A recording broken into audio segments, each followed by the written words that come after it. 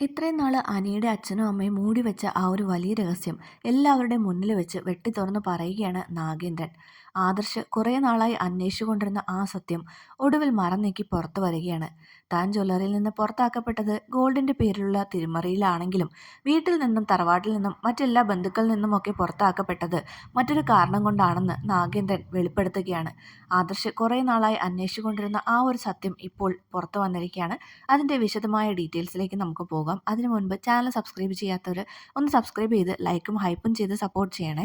ഓണത്തിൻ്റെ സെയിൽസ് തകൃതിയായിട്ട് മൂർത്തീസ് ജ്വല്ലറിയിൽ നടന്നുകൊണ്ടിരിക്കുകയാണ്. ഒരുപാട് പരസ്യം ചെയ്തിട്ടുണ്ടായിരുന്നു, അതിൻ്റെ ഫലം കിട്ടിയിട്ടുണ്ടെന്ന് ആദർശ് മാനേജറിനോട് പറയുന്നുണ്ട്. മാനേജർ പറയുന്നുണ്ട്, മുമ്പൊന്നും ഇല്ലാത്ത തരത്തിലുള്ള വിൽപ്പനയാണ് സാർ ഇപ്പോൾ മൂർത്തീസ് ജ്വല്ലറിയിൽ നടന്നുകൊണ്ടിരിക്കുന്നത്. മാത്രമല്ല നമ്മുടെ നമ്പർ 1 എതിരാളിയായിരുന്ന ആ എൻ ജ്വല്ലറി ഒരുപാട് പിന്നോട്ട് പോയിരിക്കുകയാണ്. ഇപ്പോൾ 4ാം സ്ഥാനത്താണ് എൻ ജ്വല്ലറി ഉള്ളത് എന്ന് പറയണം. ആദർശ് പറയുന്നുണ്ട്, ശരിയായ മാർഗത്തിലൂടെ മുന്നോട്ട് പോകുന്നവർക്ക് എന്നും വിജയം തന്നെ ഉണ്ടാവുകയുള്ളൂ. കള്ളത്തരത്തിലൂടെയും തട്ടിപ്പിലൂടെയും കുറച്ച് നാൾ മുന്നോട്ട് വന്നവർക്ക് പിന്നീട് അതിനേക്കാളും പഴയ രീതിയിലേക്ക് തകർച്ചയിലേക്ക് പോകാനേ വിധിയുള്ളൂ എന്ന് പറയുകയാണ്. ആ സമയത്ത് ഇവിടെ നാഗേന്ദ്രനെ കാണിക്കുകയാണ്. ജ്വല്ലറിയിലെ സ്റ്റാഫ്സൊക്കെ നാഗേന്ദ്രനോട് പറയുന്നുണ്ട്, സാർ ഇങ്ങനെ പോവുകയാണെങ്കിൽ ഈ ഓണത്തിന് നമ്മൾ വെറും 4ാം സ്ഥാനത്തേക്ക് പിന്തള്ളപ്പെടും, ചിലപ്പോൾ അതിലും താഴേക്ക് പോകാം എന്ന് പറയണം. നാഗേന്ദ്രൻ പറയുന്നുണ്ട്, എന്തുകൊണ്ടാണ് ഇപ്പോൾ ഇങ്ങനൊരു തകർച്ച വന്നത് എന്ന് ചോദിക്കുമ്പോൾ നമ്മുടെ ഷെയർസും സ്റ്റോക്സിൻ്റെയൊക്കെ വാല്യൂ കുറഞ്ഞല്ലോ. അത് മാത്രമല്ല മൂർത്തീസ് ജ്വല്ലറിയിൽ ഇപ്പോൾ അടിപൊളി പുതിയ കളക്ഷൻസും ഓഫറുകളും വന്നിട്ടുണ്ട്. മാത്രമല്ല മുമ്പെങ്ങും ഇല്ലാത്ത രീതിയിൽ അവർ പരസ്യത്തിലും ഒരുപാട് പൈസ ചിലവാക്കിയിട്ടുണ്ട്. അതുകൊണ്ട് തന്നെ കസ്റ്റമേഴ്സ് എല്ലാം ഇപ്പോൾ നമ്മളെ വിട്ട് മൂർത്തീസ് ജ്വല്ലറിയിലേക്കാണ് പോകുന്നത്. മാത്രമല്ല പണിക്കൂലിയിലും നല്ല കിഴിവ് അവർ കൊടുക്കുന്നുണ്ടെന്ന് പറയുകയാണ്. നാഗേന്ദ്രൻ ഇതെല്ലാം കേട്ടിട്ട് ദേഷ്യം വരികയാണ് കേട്ടോ. എന്തായാലും ഞാൻ നോക്കിക്കോളാം, നിങ്ങൾ പൊക്കോളൂ എന്ന് പറയുകയാണ്. അതിനുശേഷം നാഗേന്ദ്രൻ അങ്ങോട്ടും ഇങ്ങോട്ടും നടന്ന് ആലോചിക്കുകയാണ്. ഇങ്ങനെ പോവുകയാണെങ്കിൽ താൻ വീണ്ടും തോറ്റുപോകും. ഇത്രയും നാൾ കഷ്ടപ്പെട്ടുണ്ടാക്കിയ സാമ്രാജ്യം എല്ലാം തകർന്നടിയും. മൂർത്തീസ് ജ്വല്ലറിയും അനന്തമൂർത്തിയും വീണ്ടും വിജയിക്കും. അതൊരിക്കലും അനുവദിക്കാൻ പാടില്ല എന്ന് പറയുകയാണ്. അതിനുശേഷമാണ് ഡേവിഡ് നാഗേന്ദ്രൻ്റെ അടുത്തേക്ക് വരുന്നത്. ഡേവിഡിന് ഒരു വാർത്ത പറയാനുണ്ടായിരുന്നു. സർ, അത് പിന്നെ ആദർശ് ഇടയ്ക്കിടയ്ക്ക് നമ്മുടെ ജ്വല്ലറീനെ പറ്റിയും മാത്രമല്ല സാറിൻ്റെ പഴയകാല ചരിത്രത്തെ പറ്റിയും ഒക്കെ അന്വേഷിക്കുന്നതായിട്ട് ഒരു വിവരം കിട്ടിയിട്ടുണ്ട്. നമ്മുടെ ആ പഴയ സ്വർണ്ണപ്പണിക്കാരനുണ്ടല്ലോ ശങ്കരൻ, അയാളെയൊക്കെ പോയി കണ്ടിട്ടുണ്ടെന്ന് ഞാൻ അറിഞ്ഞു എന്ന് പറയണം. നാഗേന്ദ്രൻ ചോദിക്കുന്നുണ്ട്, ആദർശ് എന്നെപ്പറ്റി എന്തിനാണ് അന്വേഷിക്കുന്നത്? ഞാൻ അവരുടെ ശത്രുവാണെന്ന് അവർക്ക് അറിയാലോ എന്ന് ചോദിക്കുമ്പോൾ അതിൻ്റെ കാരണമാണ് ആദർശിന് അറിയേണ്ടത്. ജ്വല്ലറിയിൽ നിന്ന് പുറത്താക്കപ്പെട്ടതിൻ്റെ കാരണമെല്ലാം ആദർശ് കണ്ടുപിടിച്ച് കഴിഞ്ഞു. പക്ഷെ തറവാട്ടിൽ നിന്ന് പുറത്താക്കിയതിൻ്റെ കാരണം എന്താണെന്ന് അന്വേഷിച്ച് കണ്ടുപിടിക്കണമെന്നുള്ള ഒരു വാശിയിലാണ് ആദർശ് എന്ന് തോന്നുന്നു എന്ന് പറയണം. നാഗേന്ദ്രൻ പറയുന്നുണ്ട്, അങ്ങനെയാണെങ്കിൽ ഞാനത് അവനെ അറിയിച്ചു കൊടുക്കാം. ഇത്രയും നാൾ ഞാൻ മൂടി വെച്ചിരുന്ന ഒരു രഹസ്യമുണ്ട്, അതിനി പുറത്ത് പറയാനുള്ള സമയമായി. എന്നെ തകർക്കാൻ ഞാൻ ഇനി ആർക്കും അവസരം കൊടുക്കില്ല. ഒരിക്കൽ കൂടി തോറ്റു പിന്മാറാൻ എനിക്ക് പറ്റില്ല. ആദർശിനെ എനിക്ക് എത്രയും പെട്ടെന്ന് കാണണം എന്ന് പറയണം. അങ്ങനെ ഡേവിഡ് നാഗേന്ദ്രനും ആദർശും തമ്മിലുള്ളൊരു കൂടിക്കാഴ്ചയ്ക്ക് വഴിയൊരുക്കുകയാണ് കേട്ടോ. ഡേവിഡ് ആദർശിനെ വിളിച്ചിട്ട് അതിനുള്ള അനുവാദം ചോദിക്കുന്നുണ്ട്. ആദർശ് പറയുന്നുണ്ട്, നാഗേന്ദ്രൻ എന്തിനാണ് എന്നെ കാണുന്നത് എന്ന് ചോദിക്കുമ്പോൾ ഏതെങ്കിലും പബ്ലിക് പ്ലേസിൽ വെച്ച് കണ്ടാൽ മതി, അത്രയ്ക്ക് പേടിയാണെങ്കിൽ എന്ന് പറയുകയാണ്. അപ്പോൾ ആദർശ് പറയുന്നുണ്ട്, ഞാനെന്തിനാണ് അയാളെ പേടിക്കുന്നത്? അയാളാണ് ഇപ്പോൾ ഞങ്ങളെ പേടിക്കേണ്ടത്. എന്തായാലും എനിക്ക് കാണാൻ വിരോധമൊന്നുമില്ല എന്ന് ആദർശ് പറയുകയാണ്. അങ്ങനെ ഒരു ബീച്ച് സൈഡിൽ വെച്ച് അവർ 3 പേര് തമ്മിലുള്ള കൂടിക്കാഴ്ച നടക്കുകയാണ്. ആ സമയത്ത് ആദർശ് പറയുന്നുണ്ട്, ജ്വല്ലറിയിൽ ഉണ്ടായ തിരിമറി, ആ ഒരു ജർമ്മൻ കളക്ഷൻ്റെ പേരിൽ ഉണ്ടായിട്ടുണ്ടായ ആ ഒരു തെറ്റിദ്ധാരണ, അതെല്ലാം എനിക്ക് മനസ്സിലായിട്ടുണ്ട്. ജലജ അപ്പച്ചിയാണ് ആ സ്വർണം മാറ്റി പകരം ഡ്യൂപ്ലിക്കേറ്റ് സ്വർണം വെച്ചതെന്നും ഞാൻ തിരിച്ചറിഞ്ഞിട്ടുണ്ട്. പക്ഷേ നിങ്ങളുടെ മകൻ അബി ഉണ്ടല്ലോ, അവൻ അതിനേക്കാളും വലിയ ചതിയാണ് മൂർത്തീസ് ജ്വല്ലറിയിൽ ഉണ്ടായിരുന്നപ്പോൾ ചെയ്തിട്ടുള്ളത്. കള്ളക്കടത്ത് സ്വർണം ജ്വല്ലറി വഴി വിറ്റു. അതിൻ്റെ പേരിൽ കേസായി, അറസ്റ്റായി, ജയിലിൽ കിടന്നു. കുടുംബത്തിനാകെ നാണക്കേടായി. ജ്വല്ലറിയുടെ ക്രെഡിബിലിറ്റി തന്നെ അത് ബാധിച്ചു. എന്നിട്ട് പോലും മുത്തശ്ശൻ അവനെ ആ വീട്ടിൽ നിന്ന് പുറത്താക്കിയില്ല. എന്നാൽ ഈ ഒരു നിസ്സാര കാര്യത്തിൻ്റെ പേരിൽ നിങ്ങളെ വീട്ടിൽ നിന്ന് പോലും പുറത്താക്കണമെങ്കിൽ അതിന് മറ്റൊരു കാരണമുണ്ടെന്ന് എനിക്കറിയാം. അത് എനിക്കറിയണം എന്ന് ആദർശ് പറയാണ്. നാഗേന്ദ്രൻ പറയുന്നുണ്ട്, അത് നിന്നോട് പറയാൻ വേണ്ടി തന്നെയാണ് ഞാനിപ്പോൾ നിന്നെ കാണണമെന്ന് പറഞ്ഞത്. നീ ആ കാരണം അന്വേഷിച്ച് നടക്കുന്നുണ്ടെന്നുള്ള കാര്യം എനിക്കറിയാം. എൻ്റെ ഭാഗത്ത് എന്തോ ഒരു ശരിയുണ്ടെന്ന് തോന്നിയതുകൊണ്ടാണല്ലോ നീ അതിനെപ്പറ്റി അന്വേഷിക്കുന്നത് എന്ന് പറയണം. ആദർശ് പറയുന്നുണ്ട്, അങ്ങനെയൊന്നും ഞാൻ ഉദ്ദേശിച്ചില്ല. ജലജ അപ്പച്ചി നിങ്ങളോടൊരു ചതി ചെയ്തു. പക്ഷേ വീട്ടിൽ നിന്ന് പുറത്താക്കേണ്ട കാരണം അതെനിക്കറിയണം എന്ന് പറയണം. നാഗേന്ദ്രൻ പറയുന്നുണ്ട്, നിങ്ങളുടെ വീട്ടിൽ ഇനിയും ഒരു വലിയ രഹസ്യമുണ്ട്. അത് മറ്റാർക്കും അറിയില്ലെങ്കിലും എന്നോട് നിന്റെ മുത്തശ്ശൻ പറഞ്ഞിട്ടുണ്ട്. നിന്റെ അച്ഛനും അമ്മയ്ക്കും പോലും അറിയാത്ത ആ ഒരു കാര്യം അത് ഞാൻ പറയുമെന്ന് പറഞ്ഞ് ഭീഷണിപ്പെടുത്തി. കാരണം ആ തറവാട്ടിൽ നിൽക്കേണ്ടത് എൻ്റെ ആവശ്യമായിരുന്നു. അവസാനം കച്ചിത്തുരുമ്പെന്നുള്ള പേരിലാണ് ഞാനത് ഉപയോഗിച്ചത്. ഒരിക്കലും ആ രഹസ്യം പുറത്ത് പറയണമെന്നുള്ള ഉദ്ദേശമൊന്നും എനിക്കുണ്ടായിരുന്നില്ല. പക്ഷെ പുറത്ത് പറയുമെന്നുള്ളൊരു പേടി ഉണ്ടാക്കിയെടുത്താൽ എനിക്ക് ആ തറവാട്ടിൽ കുറച്ചുകൂടി സമയം നിൽക്കുകയും എൻ്റെ നിരപരാധിത്വം തെളിയിക്കാൻ സാധിക്കുകയും ചെയ്യുമെന്ന് ഞാൻ വിചാരിച്ചു. അതുകൊണ്ടാണ് ഞാൻ നിന്റെ മുത്തശ്ശനെ അത് പറഞ്ഞ് ബ്ലാക്ക്മെയിൽ ചെയ്യാൻ ശ്രമിച്ചത്. പക്ഷെ അത് അദ്ദേഹത്തിന് ഒരിക്കലും പൊറുക്കാവുന്ന തെറ്റായിരുന്നില്ല.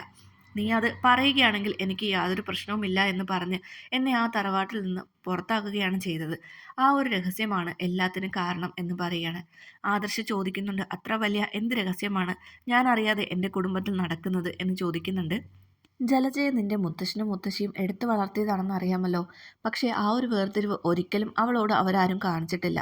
എല്ലാ സൗഭാഗ്യങ്ങളും എല്ലാ മക്കൾക്കും ഒരുപോലെ തന്നെയാണ് കൊടുത്തത്. അജയൻ്റെയും ജയൻ്റെയും കൂടെ തന്നെയാണ് ജലജയ്ക്കും അവർ സ്ഥാനം കൊടുത്തത്. ഒരു പടി മുന്നിൽ അവളെ കൊഞ്ചിച്ചിട്ടേ ഉള്ളൂ. അതിൻ്റെ വഷളത്തരമാണ് അവൾ പിന്നീട് എൻ്റെ ജീവിതത്തിൽ കാണിച്ചിട്ടുള്ളത്. പക്ഷേ ജലജയെ മാത്രമല്ല അവരെടുത്തു വളർത്തിയിട്ടുള്ളത്. സത്യത്തിൽ അവർക്ക് ഒരേ ഒരു മകനേ ഉള്ളൂ. ബാക്കി രണ്ടുപേരും എടുത്തു വളർത്തപ്പെട്ട കുട്ടികളാണ് എന്ന് പറയുകയാണ്. ഇത് കേട്ട് ആദർശ് ഞെട്ടിപ്പോവാണ്.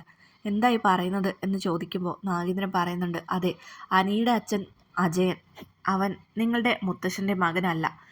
അത് എടുത്തു വളർത്തപ്പെട്ട ഒരു അനാഥ കുട്ടിയായിരുന്നു. ആ സത്യം നിന്റെ അമ്മയ്ക്കോ അച്ഛനോ പോലും അറിയില്ല. കാരണം നിന്റെ അച്ഛന് വെറും 2 വയസ്സുള്ളപ്പോഴാണ് ആ കുട്ടിയും കൂടെ കുടുംബത്തിലേക്ക് കൊണ്ടുവന്നത്. അതിനുശേഷമാണ് ജലജയും ദത്തെടുത്തത്. അതുകൊണ്ട് തന്നെ ഈ ഒരു കാര്യം വേറെ ആർക്കും അറിയില്ല. പക്ഷേ ഈ സത്യം എന്നോട് നിന്റെ മുത്തശ്ശൻ പറഞ്ഞിരുന്നു. അത് വെച്ചാണ് ഞാൻ മുത്തശ്ശനെ ഭീഷണിപ്പെടുത്താൻ നോക്കിയത്. പക്ഷെ അത് വലിയ തെറ്റായിപ്പോയി. അങ്ങനെ ചെയ്യാൻ ഒരിക്കലും പാടില്ലായിരുന്നു എന്ന് പറയാണ്. ഇത് കേട്ട് ആദർശ് ഞെട്ടിത്തരിച്ചു പോവുകയാണ്. അജയൻ ചെറിയച്ഛൻ തൻ്റെ സ്വന്തം ചെറിയച്ഛനല്ലേ? അപ്പോൾ അനിയും ആ കുടുംബത്തിലുള്ളതല്ലേ എന്നൊക്കെ ആലോചിക്കാൻ കേട്ടോ. ആ സമയത്ത് നാഗേന്ദ്രൻ പറയുന്നുണ്ട്, നിന്റെ മുത്തശ്ശൻ 3 മക്കളെയും ഒരുപോലെ തന്നെയാണ് കണ്ടിരുന്നത്. പക്ഷേ ഈ ഒരു സത്യം ഞാൻ പുറത്ത് പറയുമെന്ന് പറഞ്ഞപ്പോൾ അത് കുടുംബത്തോട് ചെയ്യുന്ന ഒരു വലിയ ചതിയായിട്ട് മുത്തശ്ശന് മനസ്സിലായി. അതുകൊണ്ടാണ് ഇങ്ങനെയെല്ലാം സംഭവിച്ചത് എന്ന് പറയുകയാണ്.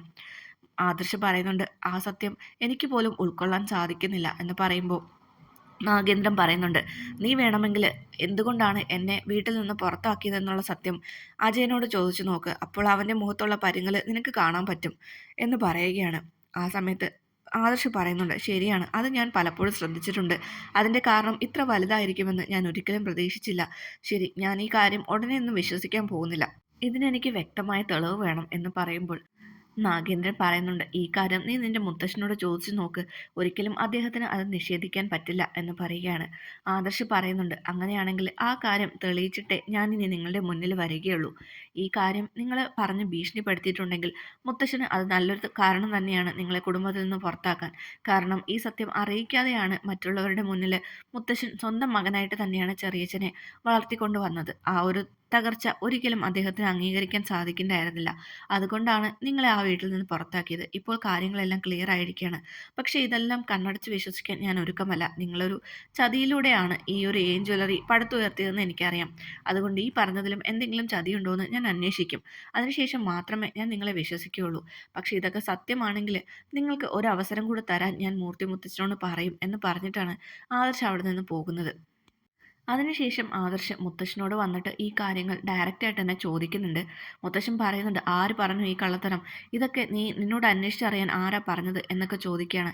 അപ്പോൾ ആദർശ് പറയുന്നുണ്ട്, ആര് പറഞ്ഞതോ ആയിക്കോട്ടെ, ഈ കാര്യങ്ങൾ കള്ളമല്ല എന്നെനിക്കറിയാം. മുത്തശ്ശൻ്റെ മുഖത്തു നിന്ന് എനിക്കത് വായിച്ചെടുക്കാൻ സാധിക്കുന്നുണ്ട് എന്ന് പറയുകയാണ്. അപ്പോൾ മുത്തശ്ശൻ പറയുന്നുണ്ട്, മോനെ, ഒരിക്കലും അങ്ങനെ ഒരു ചിന്ത നിൻ്റെ മനസ്സിലുണ്ടാവരുത്. നിൻ്റെ അച്ഛൻ്റെ സ്വന്തം അനിയൻ തന്നെയാണ് അജയൻ. അങ്ങനെ നീ കാണാവൂ. പക്ഷെ നീ അറിഞ്ഞ കാര്യങ്ങളെല്ലാം ശരിയാണ്. ആ കാര്യം എല്ലാവരുടെയും മുന്നിൽ വെച്ച് തുറന്നു പറയുമെന്ന് പറഞ്ഞ് നാഗേന്ദ്രൻ എന്നെ ഭീഷണിപ്പെടുത്തി. അതല്ലെങ്കിൽ ഞാൻ അവനെ ഈ തറവാട്ടിൽ തുടരാൻ അനുവദിക്കണം എന്നായിരുന്നു അവൻ്റെ ഡിമാൻഡ്. പക്ഷെ ഒരു ചതിയിലൂടെ കുറേ നാൾ എന്നെ ബ്ലാക്ക്മെയിൽ ചെയ്ത് ഈ കുടുംബത്തിൽ വാഴാമെന്ന് ഞാൻ അവനെ ഒരിക്കലും അനുവദിച്ചില്ല. ആ ദേഷ്യത്തിലാണ് ഞാൻ അവനെ പുറത്താക്കിയത്. ഇത് തന്നെയാണ് സത്യം. പക്ഷേ നീയല്ലാതെ മറ്റാരും ഇത് അറിയരുത്. നിന്റെ ഭാര്യയോട് പോലും നീ ഇത് പറയരുത് എന്ന് ആദർശിനോട് മുത്തശ്ശൻ പറയുന്നുണ്ട്. ആദർശ് പറയുന്നുണ്ട്, "ഇല്ല മുത്തശ്ശ, അതിനുള്ള കാരണം നാഗേന്ദ്രനെ തറവാട്ടിൽ നിന്ന് പുറത്താക്കിയതിൻ്റെ കാരണം അറിയണമെന്ന് മാത്രമേ എനിക്കുണ്ടായിരുന്നുള്ളൂ. ചെറിയച്ഛനെ ഞാൻ എൻ്റെ സ്വന്തം ചെറിയച്ഛനായിട്ടും അനിയൻ എൻ്റെ സ്വന്തം അനിയനായിട്ടും മാത്രമേ ഇനിയും കാണുകയുള്ളൂ" എന്ന് പറയുകയാണ്. അതിനുശേഷം നാഗേന്ദ്രനെ കണ്ടിട്ട് ആദർശ് പറയുന്നുണ്ട്, "നിങ്ങൾ പറഞ്ഞതെല്ലാം സത്യമാണെന്ന് എനിക്ക് മനസ്സിലായി. ഒരു അവസരം കൂടി നിങ്ങൾക്ക് വാങ്ങിത്തരാൻ അതുകൊണ്ട് തന്നെ ഞാൻ ഒരുക്കമാണ്" എന്ന് പറയുകയാണ്. അതിനുശേഷം നാഗേന്ദ്രന് വേണ്ടി ആദർശ് മൂർത്തി മുത്തശ്ശനോട് സംസാരിക്കുന്ന രംഗങ്ങളൊക്കെയാണ് കേട്ടോ വരാൻ വേണ്ടി പോകുന്നത്. എന്തായാലും അജയൻ അവിടെ ഉള്ള സമയത്ത് നാഗേന്ദ്രനെ ആ കുടുംബത്തിലേക്ക് കയറ്റാൻ ഒരിക്കലും മൂർത്തി മുത്തശ്ശൻ തയ്യാറാവുകയില്ല. അതുകൊണ്ട് തന്നെ ഇനി പത്രമാറ്റിൽ ഒരുപാട് നല്ല നല്ല ഗംഭീര ട്വിസ്റ്റുകളൊക്കെയാണ് വരാൻ വേണ്ടി പോകുന്നത്. എല്ലാവരുടെയും മുന്നിൽ വെച്ച് നാഗേന്ദ്രൻ ഈ സത്യം വെളിപ്പെടുത്തുന്ന ഒരു രംഗമുണ്ട്. അതിനുശേഷം അനി ആ കുടുംബത്തിലെ യഥാർത്ഥ കുട്ടിയല്ല എന്ന് മനസ്സിലാക്കുന്നു. അതായത് അനിയുടെ അച്ഛൻ ആ കുടുംബത്തിലുള്ളതല്ല, എടുത്ത് വളർത്തപ്പെട്ടതാണ്. അതുകൊണ്ട് തന്നെ തനിക്ക് അനിയേട്ടനെ വിവാഹം കഴിക്കണമെന്ന ആഗ്രഹം ഇപ്പോൾ ഇല്ല എന്നുള്ള കാര്യം അവന്തിക ജലജയെ അറിയിക്കുന്നൊക്കെയുണ്ട്. അങ്ങനെ അവന്തികയ്ക്ക് അനിയോടുള്ള താല്പര്യം പോയി കിട്ടുകയും അതിനുശേഷം നന്ദുവും അനിയുമായിട്ടുള്ള വിവാഹത്തിന് അരങ്ങൊരുങ്ങുകയും ചെയ്യുന്ന രംഗങ്ങളൊക്കെയാണ് ഇനി വരാൻ വേണ്ടി പോകുന്നത്. എന്തായാലും